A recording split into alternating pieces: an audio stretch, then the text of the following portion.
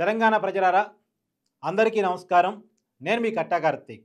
సర్పంచ్ ఎన్నికల నేపథ్యంలో రైతు భరోసా నిధులు విడుదల కాబోతున్నాయని తెలంగాణ రైతాంగం మొత్తం కూడా ఆశించింది, వేచి చూసింది. కానీ ఆశలే తగ్గట్టు రైతు భరోసా నిధులు రాలేదు. ఎందుకని రాలేదు? ప్రభుత్వం వైపు నుంచి లీక్స్ వచ్చాయి, రైతు భరోసా నిధులు పడబోతున్నాయని. ఎకరానికి 6,000 చొప్పున ప్రతి రైతు అకౌంట్లో కూడా డబ్బులు పడబోతున్నాయని కాంగ్రెస్ పెద్దలు కానీ, ప్రభుత్వంలో ఉన్న పెద్దలు కానీ చెప్పారు, లీక్స్ ఇచ్చారు. కానీ ఆచరణలో అది జరగలేదు. ఎందుకని? రైతు భరోసా నిధులు ఎప్పుడు విడుదలైతాయి, ఎందుకు ప్రభుత్వం వెనక్కి వెళ్ళింది అనేది మాట్లాడుకునే ప్రయత్నం మనం చేద్దాం. నిజానికి సర్పంచ్ ఎన్నికలు చాలా ప్రయారిటీ ఎన్నికలు. రాష్ట్ర వ్యాప్తంగా కూడా సర్పంచ్ ఎన్నికలు జరుగుతున్న నేపథ్యంలో రైతు భరోసా నిధులు వస్తాయి అనేది ప్రభుత్వం వైపు నుంచి వచ్చిన లీక్స్ ప్రకారం ప్రజలు ఆశలు పెట్టుకున్నారు. కానీ ప్రభుత్వం ఆలోచించింది ఏంటంటే, ఇంకా ఎన్నికలు ఉన్నాయి. సర్పంచ్ ఎన్నికలతో ముగియలేదు కదా, ఎంపీటీసీ, జడ్పీటీసీ ఎన్నికలు ఉన్నాయి, మున్సిపల్, కార్పొరేషన్ ఎన్నికలు ఉన్నాయి. అందులో అవన్నీ పార్టీ గుర్తుల మీద జరిగే ఎన్నికలు. కాబట్టి ఇప్పుడే వద్దు. అందులో ఇప్పుడు వడ్ల కొనుగోలు జరుగుతున్నాయి, వీటికి పేమెంట్స్ యాస్థితిగా ఇచ్చేద్దాం, టైం టు టైం ఇచ్చేద్దాం, కొనగానే ఇచ్చేద్దాం, బోనస్లు ఇచ్చేద్దాం. అందులో ప్రధానంగా మహిళల ఓట్ బ్యాంక్ మీద కాంగ్రెస్ పార్టీ దృష్టి పెట్టింది. మహిళలకు ఇంద్రమ్మ ఆత్మీయ భరోసా పేరిట ఇంద్రమ్మ చీరలు పంపిణీ చేసింది. ఇంద్రమ్మ చీరల ద్వారా అంటే అందరికీ ఒకటే కర్రలు పంచారు, అది వేరే విషయం. కానీ దాని ద్వారా మహిళలు ఖచ్చితంగా ఇంట్లో ఉన్న వాళ్ళందరూ ఓట్లు కూడా కాంగ్రెస్ పార్టీ వైపు వేపిస్తారు అన్నది రేవంత్ రెడ్డి ప్రభుత్వం నమ్ముతూ ఉంది. ఎందుకంటే మహిళలు డామినేషన్ ఎక్కువ కదా, కుటుంబాల్లో మహిళలు ప్రభావితం చేయగల శక్తిగా ఉంటారు కదా. అందులోనూ మహిళలు టార్గెట్గానే డ్వాక్రా రుణాల మంజూరు కావచ్చు, మహిళా సంఘాల నిధులు మంజూరు కావచ్చు, ఇప్పటికే 500 రూపాయలకే గ్యాస్ ఇవ్వటం కావచ్చు, తర్వాత ఇంటికి కరెంటు కూడా 200 యూనిట్ కంటే తక్కువ ఉన్నప్పుడు బిల్లు అంటే ఫ్రీ కరెంట్ ఇవ్వటం కావచ్చు. ఇలాంటివన్నీ కూడా మహిళలను ఆకర్షించే పథకాలు. సరే, మహిళలకు ఇవ్వాల్సిన ఇంకా చాలా పథకాలు అలా పెండింగ్లో ఉన్నప్పటికీ కూడా ఈ పథకాల ద్వారా మహిళల్ని బాగా ఆకర్షించామని రేవంత్ రెడ్డి ప్రభుత్వం అనుకుంటుంది. ఇంకోటి ఏమనుకుంటుంది, ఇందిరమ్మ ఇల్లు గ్రామాల్లో చాలా వరకు ఇందిరమ్మ ఇల్లు శాంక్షన్ జరిగింది, బెటర్గా జరిగింది. కాబట్టి ఇవన్నీ తమకు కలిసి వస్తాయి. కాబట్టి ఇప్పటికిప్పుడు రైతు భరోసా ఈ ఎన్నికలకు వద్దు, వచ్చే ఎన్నికలకి రైతు భరోసాని ఒక ఆయుధంగా వాడుకుందాం ఎన్నికల నాటికి. ఇప్పటికైతే ఇందిరమ్మ ఇల్లు, తర్వాత మహిళలకు పంచినటువంటి ఇందిరమ్మ చీరలు, తర్వాత మహిళలకు ఆల్రెడీ ఇస్తున్నటువంటి 500 రూపాయల గ్యాస్ సిలిండరు, 200 యూనిట్ల ఫ్రీ ఉచిత విద్యుత్తు, ఇవన్నీ ఎన్నికలు ప్రభావం చూపిస్తాయి. అందులో పార్టీ గుర్తుల మీద జరిగే ఎన్నికలు కాదు కాబట్టి ఎవరు గెలిచినా కాంగ్రెస్ అనొచ్చు. కాబట్టి సర్పంచ్ ఎన్నికలకి రైతు భరోసా నిధులు వద్దు. రాబోయే కాలంలో ఎంపీటీసీ, జడ్పీటీసీ ఎన్నికలు ఉన్న నేపథ్యంలో అప్పుడు రైతు భరోసా నిధులు విడుదల చేద్దాం అని చెప్పేసి కాంగ్రెస్ పార్టీ అనుకుంటుందండి. ఇప్పుడు బోనస్లు కూడా ఆపుతారో చూడాలి. ఎందుకంటే వడ్ల కొనుగోలు సంబంధించిన డబ్బులు వేస్తారు, బోనస్లేమో ఎంపీటీసీ, జడ్పీటీసీ ఎన్నికలప్పుడు వేసే అవకాశం కూడా ఉంది. సరే, ఇప్పుడు కొంతమందికి బోనస్లు ఇచ్చి ఉంటే అది ఓకే. ఇంకేమన్నా ఎన్నికల్లోపు బోనస్లు రాకుండా ఉంటే మాత్రం ఆ బోనస్లు కొద్దిగా లేట్ చేసి ఎంపీటీసీ, జడ్పీటీసీ ఎన్నికలు ఉన్నప్పుడు వదిలే అవకాశం ఉంటుంది. అదిగాక సర్పంచులకి పెండింగ్ నిధులు కూడా విడుదల చేశారు కాబట్టి ఇక ఈ సర్పంచ్ ఎన్నికలకి ఇప్పటికైతే తిరుగులేదు. సర్పంచ్ ఎన్నికల్లో కాంగ్రెస్ గెలిచేస్తుంది. కాంగ్రెస్ అంటే డైరెక్ట్గా పార్టీ అభ్యర్థులు కాదు, పార్టీ గుర్తుల మీద ఎన్నికలు జరగవు. కాకపోతే పార్టీని వెనక నుంచి మద్దతిస్తే పార్టీలే రాజకీయాన్ని నడిపిస్తాయి. ఎవరికీ తెలియంది కాదు, పార్టీలు డైరెక్ట్గా ఎన్నికల్లో పాల్గొవు, కానీ వెనక నుంచి పార్టీలే అన్నీ నడిపిస్తూ ఉంటాయి. అధికారం కాంగ్రెస్ చేతిలో ఉంది కాబట్టి సహజంగా ఎప్పుడైనా లోకల్ ఎన్నికలు అధికారంలో ఉన్న వాళ్ళకి అడ్వాంటేజ్గా ఉంటాయి. ఇప్పుడు ఆ అడ్వాంటేజ్ కాంగ్రెస్ పార్టీకి ఉపయోగపడుతుంది, చేతిలో అధికారం ఉండటం వల్ల. కాకపోతే ప్రజల నుంచి తీవ్ర వ్యతిరేకత గమనించి కొన్ని పథకాలను అయితే ఇప్పుడు ఇందిరమ్మ చీరలు కావచ్చు, ప్రధానంగా మహిళల్ని రేవంత్ రెడ్డి గారు ఆకట్టుకునే ప్రయత్నం చేశారు. మహిళల మీద దృష్టి ఎక్కువ పెట్టారు. ఎందుకంటే మహిళా ఓట్ బ్యాంకు ఇంట్లో ఉన్నటువంటి పురుషులను కూడా ప్రభావితం చేయగల ఓట్ బ్యాంకు. మహిళల్ని కన్విన్స్ చేసుకోగలిగితే ఆటోమేటిక్గా ఇంట్లో ఉన్న ఓట్లన్నీ కూడా పట్టుకొచ్చినట్టే లెక్క. ఆ ఉద్దేశంతో రేవంత్ రెడ్డి గారు ప్రధానంగా మహిళలకి పథకాలు అంటే ప్రత్యేకించి చీరలు, ఈ చీరలే ఓట్లు కురిపిస్తాయి అని చెప్పేసి రేవంత్ రెడ్డి గారు ప్రధానంగా భావిస్తున్నారు. ఈ చీరలకు తోడు గతంలో ఇచ్చిన పథకాలు, డ్వాక్రా సంఘాలకు ఇచ్చిన నిధులు, మహిళా సంఘాలకు ఇచ్చిన నిధులు, ఇందిరమ్మ ఇల్లు, ఇవన్నీ కూడా ఓట్లు కురిపిస్తాయని చెప్పేసి ఆశతో అయితే ఉన్నారు. ఈ ఆశలు పక్కన పెడితే అసలు ఎవరు గెలిచినా కాంగ్రెస్ అంటారు, అది వేరే విషయం. సహజంగా అధికార పార్టీకి అడ్వాంటేజ్గా ఉండేటువంటి లోకల్ బాడీ ఎన్నికలు. కాకపోతే రైతు భరోసా నిధులు మాత్రం వచ్చే ఎంపీటీసీ, జడ్పీటీసీ ఎన్నికలు విడుదలయ్యే అవకాశం ఉంది. ఈ పథకం స్టార్ట్ కావడానికి కూడా అనేక రకాల ఇబ్బందులు. ముందుగా ఎన్నికల్లో హామీ ఇచ్చింది 15,000. తర్వాత బడ్జెట్ లేదని చెప్పేసి 12,000 ఇస్తామన్నారు. అంటే అధికారంలో రాకముందు 15,000 ఇస్తామన్నారు. అధికారంలోకి వచ్చిన తర్వాత 12,000 ఇస్తామన్నారు. ఈ 12,000 ఇవ్వడానికి కూడా మొదటి సంవత్సరం ఫస్ట్ ఇయర్ అసలేమి ఇవ్వలేదు. నో రైతు భరోసా. గతంలో వచ్చే రైతు బంధును కూడా ఆఫ్ చేశారు. అంటే సంవత్సరానికి 10,000 చొప్పున కేసీఆర్ ప్రభుత్వం ఇచ్చినటువంటి రైతు బంధును కూడా ఆఫ్ చేశారు.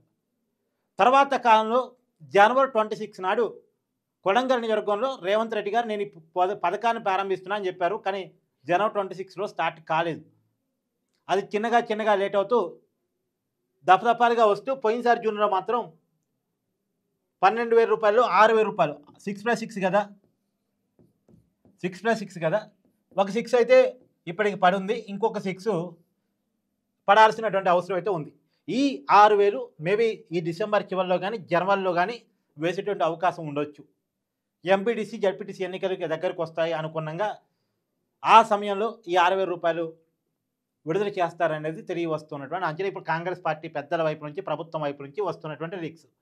ఏది ఏమైనా చాలా పెద్ద ఎత్తున రాజకీయాల కోసమే పథకాలు అంటే రాజకీయ పార్టీల ఆలోచన అది. అందులో రేవంత్ రెడ్డి గారి ఆలోచన కూడా దానికి భిన్నంగా ఏమీ లేదు. ఇప్పుడు ఎన్నికలను బట్టే పథకాలు రిలీజ్ చేయాలి. కొన్ని పథకాలు దాచుకోవాలి, కొన్ని పథకాలు ఇప్పటికి ఇచ్చేయాలి. సర్పంచ్ ఎన్నికల కోసం ఒక పథకం, ఎంపీటీసీ, జడ్పీటీసీ ఎన్నికల కోసం మరో పథకం, మున్సిపల్ కార్పొరేషన్ ఎన్నికల కోసం మరో పథకం. మనం చూసాం కదా, జూబ్లీహిల్స్ ఎన్నికల నేపథ్యంలో ఉన్నట్టుండి అజారుద్దీన్కి మంత్రి పదవి ఇచ్చారు. ఎందుకు? జూబ్లీహిల్స్లో మైనార్టీ ఓట్లు ఎక్కువ కాబట్టి. అంటే ఎన్నికల ఆధారంగానే పనులు. ఒక్కసారిగా జూబ్లీహిల్స్కి నిధులు వరద కురిసింది. 500-600 కోట్లతోటి అభివృద్ధి పనులు చేశారు. అధికారంలోకి వచ్చిన 1.5 years జూబ్లీహిల్స్ పట్టింపు లేదు. ఎన్నిక జరిగేటప్పుడు మాత్రం జూబ్లీహిల్స్కి నిధులు వరద కురిసింది. అజారుద్దీన్కి మంత్రి పోస్ట్ వచ్చింది, మైనార్టీకి మంత్రి పోస్ట్ వచ్చింది. అందులో జూబ్లీహిల్స్కి అజారుద్దీన్కి లింక్ ఉంది కదా. గతంలో 2023 సార్వత్రిక ఎన్నికల్లో అజారుద్దీనే కదా క్యాండిడేటు. కాబట్టి అజారుద్దీన్కి అక్కడ మంత్రి పదవి ఇచ్చారు. అది జూబ్లీహిల్స్ ఎన్నికల్లో వాళ్ళకి పనికొచ్చింది కాంగ్రెస్ పార్టీకి. సో అధికారాన్ని ఉపయోగించుకుని ఏదో రకంగా ఏదో ఒక పథకం ద్వారానో, ఏదో ఒక హామీ ద్వారానో, ఏదో ఒక తీపి కబురు ద్వారానో ఎన్నికలను గెలిచేయాలి, ఈ లోకల్ బాడీలో కాంగ్రెస్ పార్టీని గెలిపించుకోవాలి అనే ఆలోచనలో రేవంత్ రెడ్డి ప్రభుత్వం ఉంది. కాకపోతే ఇప్పుడు బీఆర్ఎస్ పార్టీ మాత్రం ఇచ్చే పథకాలు ఓకే, ఇవ్వని పథకాల సంగతి ఏంది? 6 గ్యారంటీల పేరుతో మీరు హామీలు చాలా ఇచ్చారు కదా, ఆ మిగతా అమలు కాని పథకాల పరిస్థితి ఏంటి?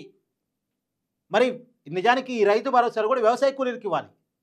వ్యవసాయ కూలీల పరిస్థితి ఏంది?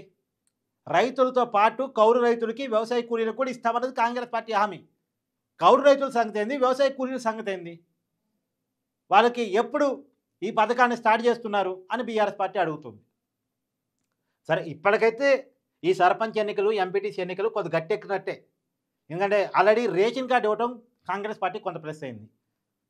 రేషన్ కార్డు ఇవ్వటం, తర్వాత ఇందిరా మిల్లు కొంత పంపిణీ చేయడం కొన్ని రోజుల్లో ప్లస్ అయింది. తర్వాత ఆ మహిళలకు చీరలు. సో ఎన్నికల సందర్భంగా ఏ జిమ్మికలు అయితే చేయాలో ఆ జిమ్మికలు ఈ పార్టీకి సక్సెస్ అయినాయి. అది పక్క అది అది అది కాక అధికారం అనేది ఒక అడ్వాంటేజు. అధికారం చేతిలో ఉంది కాబట్టి ఆటోమేటిక్గా ఇప్పుడు అపోజిషన్ పార్టీకి ఇస్తే మన గ్రామ పంచాయతీ నిధులు రావు కదా, అధికార పార్టీని గెలిపిస్తే ఏదో ఒక నిధులు పట్టుకొస్తాడు కదా అనేది ఒకటి ఆలోచన ఉంటుంది కదా. రెండోది, ఎవరు గెలిచినా సరే ఆ సర్పంచ్లు ఏం చేస్తారు? అధికార పార్టీతో ఉంటే పనులు అవుతాయి, బిల్లులు శాంక్షన్ అవుతాయి. కాబట్టి అధికార పార్టీ వైపే నేను ఎవరు గెలిచినా సరే కాంగ్రెస్ పార్టీ అని చెప్పుకుంటారు. సో ఆ ఎన్నికల జిమ్మికలు అయితే బాగానే జరుగుతున్నాయి ఈ సర్పంచ్ ఎన్నికలకి. కానీ రైతు భరోసా నిధులు మాత్రం విడుదల కాలేదు. అదొక్కటి రైతుల్ని బాధిస్తున్న విషయం, రైతుల్ని ఇబ్బంది పెడుతున్న విషయం. రైతులు ఆశలు పెట్టుకున్నారు. కాకపోతే నేను అనేది ఏంటంటే, సార్ రైతు భరోసా ఒక 4 రోజులు లేటుగానే రిలీజ్ అయిద్దాం, కానీ బోనసులు ఈ పంటలోనే ఇవ్వాలి. ఈ పంట బోనసులు ఈ పంటలోనే ఇవ్వాలి. పోయినసారి వేసవి కాలపు పంట బోనసులు ఇప్పటికి కూడా ఇవ్వలే. రుణమాఫీ ఇప్పటికి కూడా సక్రమంగా జరగలే. మళ్ళీ చెప్తున్నా, రుణమాఫీ సక్రమంగా జరగలే. కానీ నేను మాత్రమే చెప్పే పాయింట్ ఏంటంటే, రుణమాఫీ విషయంలో కాంగ్రెస్ పార్టీది చాలా పెద్ద ఫెయిల్యూర్ ఉంది. 2 లక్షలకు పైగా ఉన్న రుణాలు, ఆ పైన రుణాలు చెల్లిస్తే రుణమాఫీ చేస్తానని రేవంత్ రెడ్డి గారు హామీ ఇచ్చారు. రేవంత్ రెడ్డి గారి మాట నమ్మి 2 లక్షలకు పైన ఉన్న రుణాలని అప్పటికప్పుడు రైతులు కట్టలేరు కాబట్టి బయట వడ్డీకి అప్పు తీసుకొచ్చేసి కట్టారు. ఎందుకు? ఈ 2 లక్షల రుణాన్ని రేవంత్ రెడ్డి గారు మాఫీ చేస్తే మళ్ళా బ్యాంకు నుంచి కొత్త రుణం తీసుకొని ఆ బయట తీసుకొచ్చిన అప్పును వెంటనే తీర్చేద్దాం, అప్పు లేకుండా పోయింది కదా అని చెప్పేసి ఆలోచించారు. అంటే మీకు క్లియర్గా చెప్పేటువంటి ప్రయత్నం చేస్తున్నా చూడండి. బ్యాంకులో 2,50,000 అప్పు ఉంది. 50,000 కడితే ఈ 2 లక్షల రుణమాఫీ చేస్తానని రేవంత్ రెడ్డి గారు మెలికి పెట్టారు. రేవంత్ రెడ్డి గారు స్వయంగా చెప్పారు. సరే ఏముంది, 50,000 బయట అప్పు తీసుకొచ్చి ₹2 వడ్డీకి ₹3 వడ్డీకి ₹3 వడ్డీకి కొన్ని చోట్ల ₹5 వడ్డీకి తీసుకొచ్చేసి ముందు ఈ 50,000 అప్పు కట్టేశారు. 50,000 కట్టేసిన వాళ్ళు ఉన్నారు, 3 లక్షలు ఉంటే 1,00,000 కట్టిన వాళ్ళు ఉన్నారు, 3.5 ఉంటే 1,50,000 కట్టిన వాళ్ళు ఉన్నారు, 4 ఉంటే 2 లక్షలు కట్టిన వాళ్ళు ఉన్నారు. పెద్ద ఎత్తున డబ్బులు వడ్డీకి తీసుకొచ్చేసి డబ్బులు కట్టేశారు బ్యాంకు దగ్గర. ఈ 2 లక్షల రుణమాఫీ చేస్తారని. కానీ ఈ డబ్బులు అయితే కట్టేశారు, కానీ ఈ 2 లక్షల రుణమాఫీ జరగలేదు. ఈ 2 లక్షల రుణమాఫీ జరగలేదు. ఈ 50,000 ఎక్కడైతే బయట తీసుకొచ్చారో దీనికి వడ్డీ పాపం పెరిగినట్టు పెరిగిపోతుంది. ఈ 50,000 అప్పు ₹1,00,000 అయిపోయింది. ₹1,00,000 అయిపోయింది. ఈ 50,000 అప్పు ₹1,00,000 అయిపోయింది. ఈ 2 లక్షల రుణమాఫీ జరగలేదు. అంటే వడ్డీకి చక్రవడ్డీలు వేస్తారు కదా బయట, వడ్డీలకి చక్రవడ్డీలు వేస్తారు కదా బయట. 50,000 అప్పు ₹1,00,000 అయింది.